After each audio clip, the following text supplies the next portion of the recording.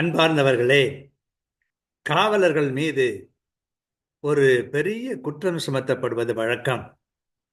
அது உண்மையா இல்லையா என்பதை அவர்களே கண்டுகொள்வதற்காக இந்த தவக்கால கண்ணாடி சில கேள்விகளை அவர்களுக்கு முன் எழுப்புகிறது.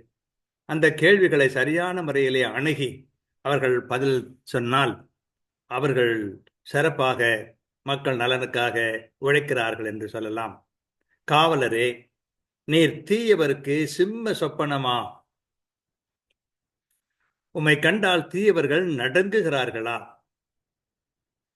நீர் தீயவர்களின் கோட்டை அரணா? நீர் தீயவர்களிடம் கையூட்டு பெறுகிறவரா?